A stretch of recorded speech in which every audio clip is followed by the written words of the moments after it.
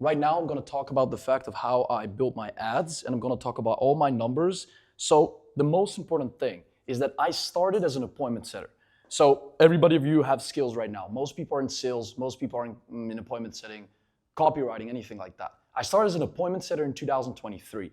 This was 2 years ago now, and I did that for a month. But I realized super quickly, I told Herman about it so many times, that I wanted to start a lead gen agency because I want to make more money. You're capped in income, super simple. I started my lead gen agency. I built it up to 100K in 7 months.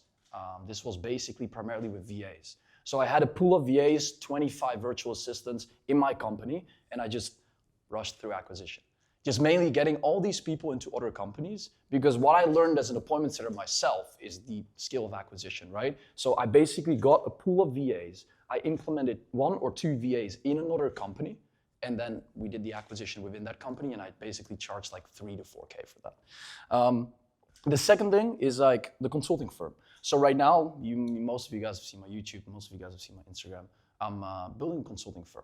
So I was a commodity for so many months, for so many years. I would say years, but I'm in business for 2 years, so it's not years. For so many months, right?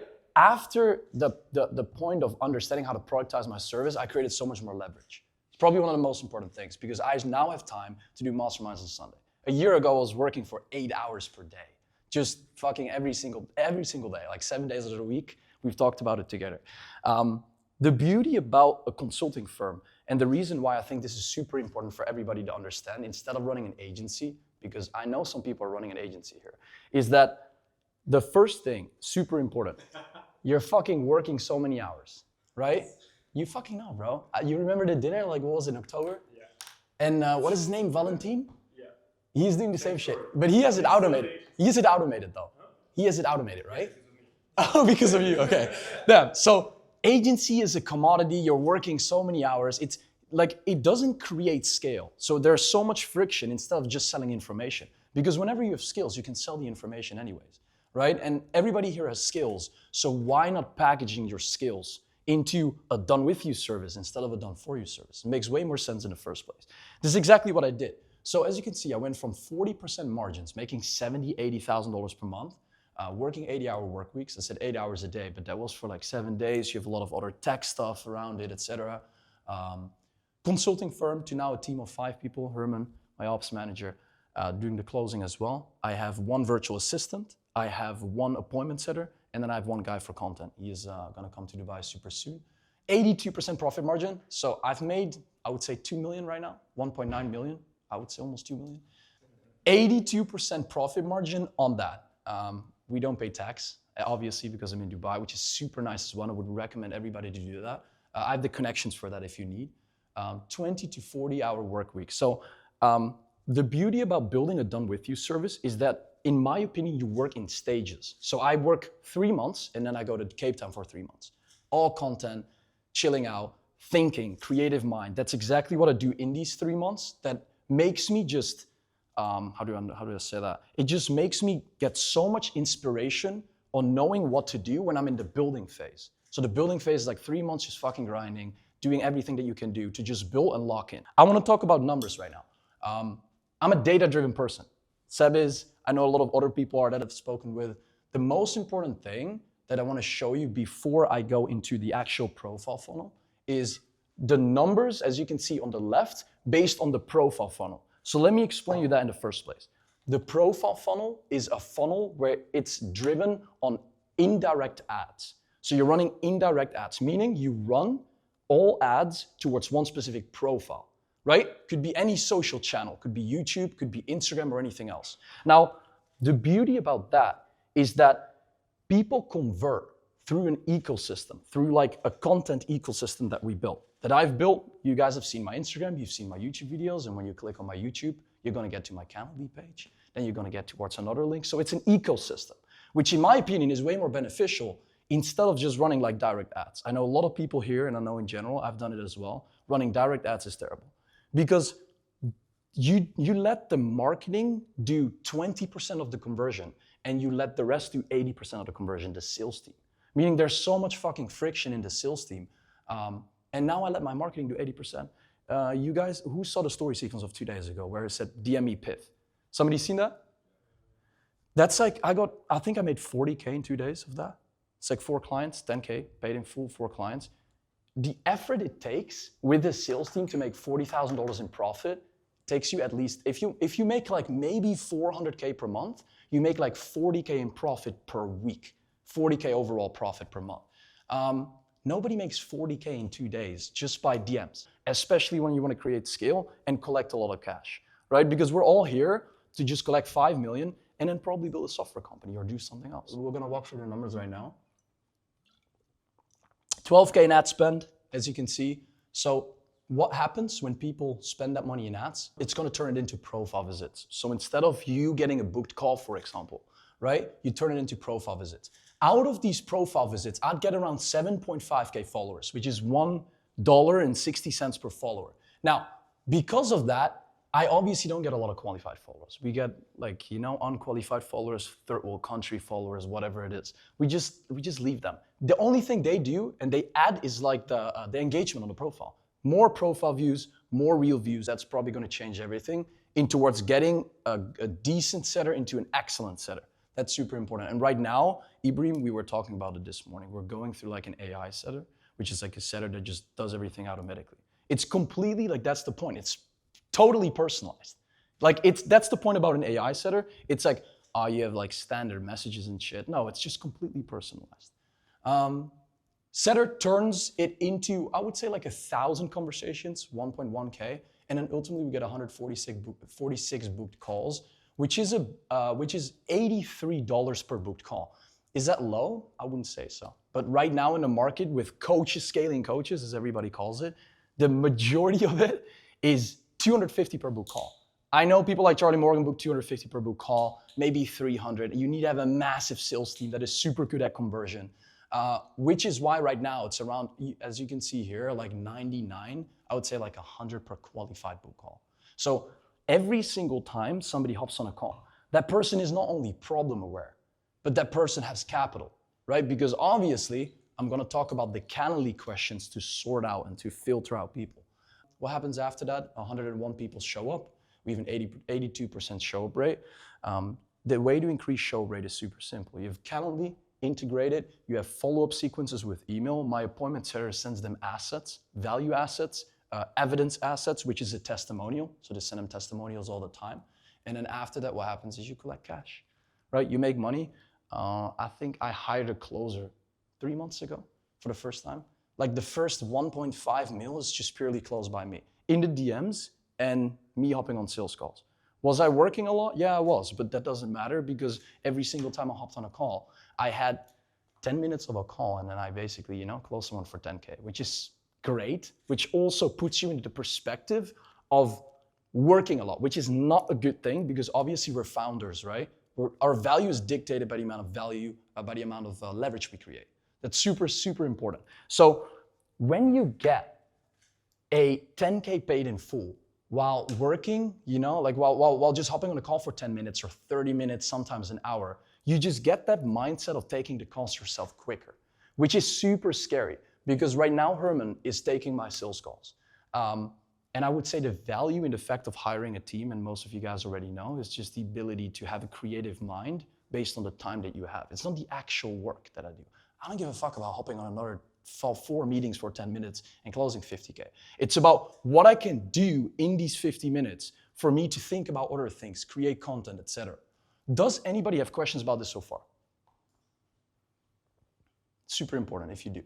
Let me show you this. Right now, the profile funnel, first variant. Who has seen this picture? Seen it? Have you seen it? Okay. Then, what we're going to talk about right now is this is one of the most, I would say, famous pictures on my YouTube. Whenever you've seen a lot of my YouTube videos, you probably see this picture. This is my exact funnel. If you want to make a photo of this, do this right now because this is super, super important. I'll move on the side. So the reason why this funnel is super important is this is exactly that one funnel that is not based on a direct acquisition-driven funnel. It's an indirect acquisition-driven funnel. Meaning, when you run top of the funnel ads, to say it on scale, right? It goes to conversion within a converting mechanism, meaning the middle of the funnel, which is retargeting ads, which is YouTube content, which is IG stories, as you can see, short form driven content. Right now, for some reason, my short form is popping off organically, and that helps so much in conversion. Then one thing that is probably the most important thing here, I would say realistically, based on the numbers, in the past 3 months, I probably made the most amount of money from story sequences. Purely the story sequences. Every time you see my story sequences, you're like, what the fuck is this guy doing? Right? You just want to buy. You just want to make sure that you either get into DMs, you get more information, it creates curiosity, or it does anything else, right? To your mind. Now, carousel, video ad, one pager. I'm going to talk about this in depth in a minute, but basically carousel is a carousel post, just like a normal Instagram post. Story sequence is one of the most important things right now. The reason why is because nobody is actually utilizing it well. So we have 3 different types of story sequences. We have curiosity-driven story sequence, engagement-driven story sequence, and credibility-driven. Now you can already understand that curiosity-driven is first touch point of attention. So you do these types of stories, for example, when you spend a lot of money on the profile funnel, a lot of new leads come in, you make these types of specific stories that I'm gonna talk about in a minute. To collect users in your world. So I always talk about my world, right? When I have people coming in from the top of the funnel, they'll enter my world and I don't let them leave, because if they, they want to step out of the door, I just send them another asset. So they stay in my ecosystem. Engagement-driven sequence, so that's mainly for nurturing, to get people that are already in your sequence from cold to warm, right? That's super, super important. And I'm gonna show you an example of that in a bit. Credibility-driven story sequence is conversion to sales, making people take the step of purchasing. I leverage story sequences every day. I do it every single day. And this is the majority of this is the reason why I get a lot of DM closes and a lot of people, why I get a lot of setter interactions and things like that. To show you an example, curiosity-driven story sequence. Someone remembers the story sequence 2 days ago, I posted this. As you can see, if you see 56K cash sent to your bank account, you're gonna think like, the fuck is happening? What is this? Curiosity, pattern interrupt. Same counts for the second one. You see 366 appointments in 7 days. That was not for me, this was one of my partners, not for myself. But people are like, what the fuck is happening? They're like, damn, pattern interrupt. Again, call to action. So that was a call to action to specifically this event. Then another pattern interrupt. So what I do with these curiosity-driven story sequences is not a lot of text, because there are a lot of new people. So they're not gonna read like fucking crazy text, right? The only thing you want to do is you want to get their attention. And the way you get their attention is by creating curiosity. Then pattern interrupt, I do another call to action, DM the word PIF, and then obviously you get 20 people to DM you PIF. You have a lot of DMs, but you don't really convert them into bookings. You should run this to get people to book. When it comes down to whenever the lead quantity is low on sales calls, we have that problem sometimes, which is why I run these story sequences to get even more qualified leads, because obviously not everybody is paying in full in 10 minutes, right? When you have one of these 2 problems, you should run such a story sequence. Way more text, way more engagement. It's engagement, so it literally goes from left to right. It's one story, right? It's one complete story. The structure is more text, storyline, and bigger explanations. So let's walk through it in a second. It's like I tell people here, this is pattern interrupt opener. If you've been thinking about scaling your own consultancy offer, pattern interrupt, say that's why I have 10K days in a row. I spend my money on ads to get high ticket clients without even touching the front end. It's curiosity. People are like, what the fuck is happening? Then I explain pain points. I explain pain points again. I'm sending this slide to every one of you so you can see the actual text. Then I create an angle, solution pain. I go to the angle of what I actually deliver. So think about this, right? This is one of our client tracking sheets. So I'm showing people the client tracking sheet. I sell the B2B.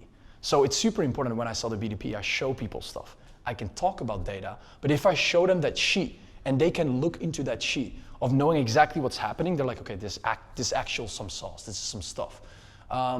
Video driven, so basically video is driven instead of doing the testimony of the things that I did right here. So you can see, I switch it off between Discord screenshots, because for client communication, we use Discord screenshots. I can do Discord screenshots, but what I like to do a lot more is do the testimonials here on the right. This is higher conversion. I can promise you that when you do this, more people will click and more people will convert. The point of the difference is that obviously you get Discord messages every single day. You don't get a new testimonial every single day. But utilize this. And I wanted to say one thing about story sequences. Like, people don't look at your content as good as you do. That's probably one of the most important things. You start to overthink when you start to make stories and stuff, but bro, like people don't look at that stuff. They just skip through it, and only the people that are actually, that value you are gonna look through it, exactly gonna read everything, etc.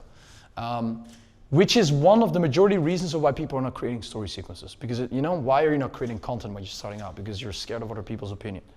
Same comes with story sequences. And then trust at the end.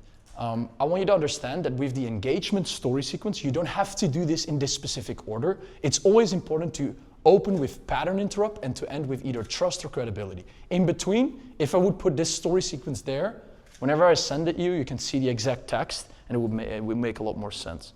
The only way this would work, like actually optimal, super optimal, you can make over 6 figures a month from purely the story sequences, is if you do it super, super consistent, right? I see it like this, right? It takes 100% to convert someone cold to purchasing. Now, a story sequence, every day a story sequence is 1%. So when you do it for 100 days, people follow your story and they just want to buy, bro. It's gonna get to a point where people are like, fuck, I just need to pay this guy. It's compound effect, right? And with story sequences, that is super, super important.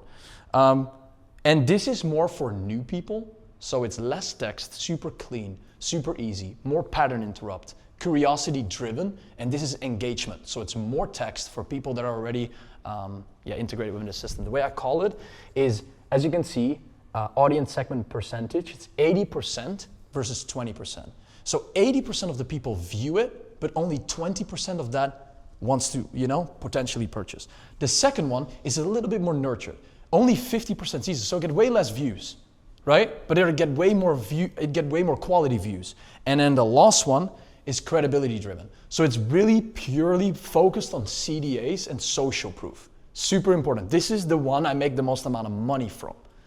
This is actually socially driven in a way where people are like, bro, so many people are working with Nik. You see testimonial, Mark scaled to 25K in 10 days, 30K, 15K, 40K.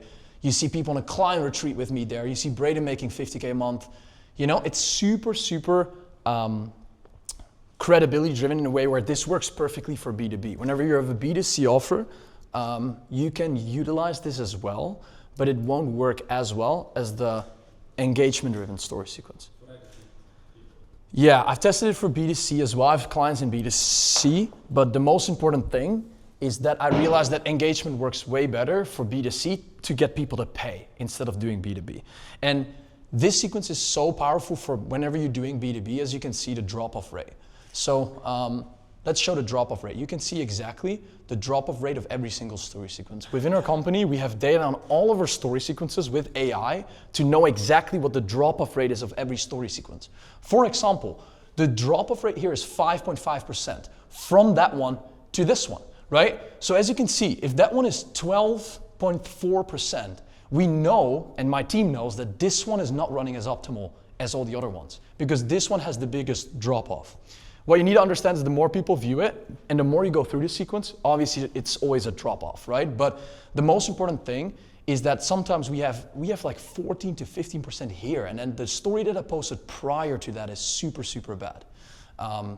This data is probably, it's same with follow-ups, right? You want follow-ups, you make an extra 8% per year. It's same with this. If you know this data, and you can do this with AI, I can send you like a software, it's super easy to track everything, put it into AI. AI can write out all the copy. We're building an AI story sequence software right now. So if that gets published, then it's game over. If you've been thinking about scaling your own agency, because check this. People are like, the fuck, what do I need to check out? Yeah. It's copy. It's just purely copywriting. It's like this is like building a landing page. Yeah. It's the same stuff. So it's super important that you catch people's attention. But the only reason why I was able to make my story sequences better is because of this, bro. It's all because of this. Because I have had 30% here sometimes, and I know exactly, okay, I never need to do that again. I can re-angle it. Bro, I'm not gonna do that manually. You just put it into AI and it does it for you. To be honest, a lot of my story, and I know Ibrahim does that as well, we do it just manually. I just sit behind my phone for an hour. It's worth it. And 1.5 hours of my time per day is worth making story sequences. So if 1.5 hours of my time is worth that, you see the importance of story sequences. It's so fucking important because think about it from a perspective of you guys, right? Like you're all here probably partially because of the story sequence. You're like, fuck, this guy is like doing something crazy that I'm not. Right? Think about it. Like You know, so that's super, super important that people understand that.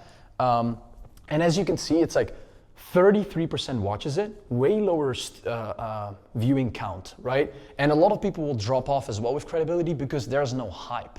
It's just like, you know, it's just clients, it's just, you show that every single time. But it makes 67% of the purchases, right? So it makes way more purchases, it has way less views. And bro, yeah, story seekers are just super crazy. Do it. Who's questions? How can you spend more time on something? They make sure that you spend more time. It's FOMO, bro. Right, and it's like it's there for 24 hours. I'm not gonna be able to see it again. What's there? What does he do? Right. It's like this fucking curiosity at the base of it to get You know what has helped me so much in marketing is one of the best phrases I learned. It's like people want to see you do good. Right. When you're doing good, bro, people want to be part of that. People are following you, you get more story views, you get more YouTube views, you get more everything, bro. People want to see you do good. When I make crazy money, I have a crazy testimony, people are like, the fuck, how does he do it? You know, and then people want to know that. So that's like super, super important point you're making. And yeah, the reason why I want to talk about it today is because most people are just like, yeah, let's make story sequences. But this is like crucial. This is super important because it's like an untapped angle of marketing, right? It's like something that nobody does because people do views, reels, and people do YouTube videos and things like that. But I would say personally, this is one of the most valuable things that I've been able to do in the past year to make super good money. Yeah, it is. And it's just, the reason why it's different towards reels or YouTube videos is because it's a story. Right. It's custom. It's just custom story. So it's every single day is different. You cannot really have expectations from it. And it's the most real, right? It's the most honest and real. And that's what people like. People like trust, you know? So that's it. What about close friends? What are your opinions on close friends? Good point. I used it. I have everybody in my close friends. I got like 50%, yeah, crazy tactic, right? 50% more story views, but now I'm not really using it anymore.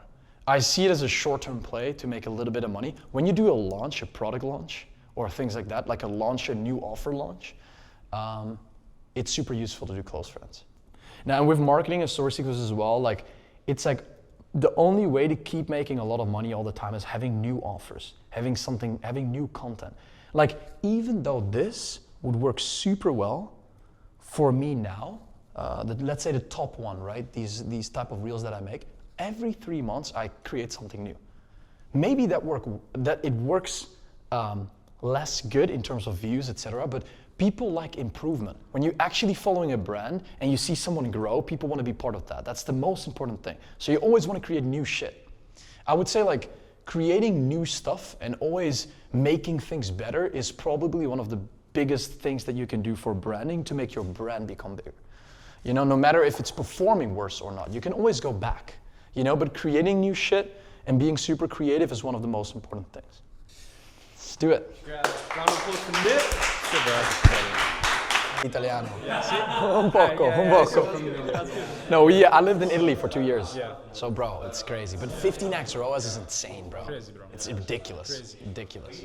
Super. But I saw the difference because when I launched the video ask funnel, Yes. because I texted you 1-2 months ago, Yeah. I was doing influencers.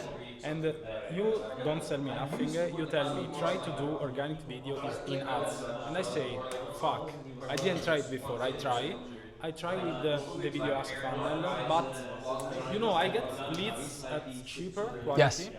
but people don't convert too much. I get that. The quality is So just I try shit. to adapt this and bro, blow up, crazy. Insane, I try to bro. hiring new sales every week, bro. Like 2 sales a week because I have too many leads. It's crazy, bro. That's It's fucking crazy insane. because if you have a good team, you know you have expertise in info business market. Yes. Bro, the traffic is the main problem. Of course. Everybody has problem with the quality. The And quality. now every people is telling me, oh, teach me. No, I Bro, we'll keep it a to secret, be- bro. You'll become my client and we'll scale it up. Yeah. Let's fucking do it. Yeah, I'm not buying nothing, really. It's crazy. That's why I come here. 15x ROAS with one YouTube video, with one implementation, bro. That's insane. Yeah, and one suggest you give me in the DM, so on the WhatsApp. So Crazy. crazy. That's why I show up in the mastermind because Yeah? I don't want. I want to meet, you know, because from one suggest you help me too much, so it's crazy. So Legend, bro. Insane.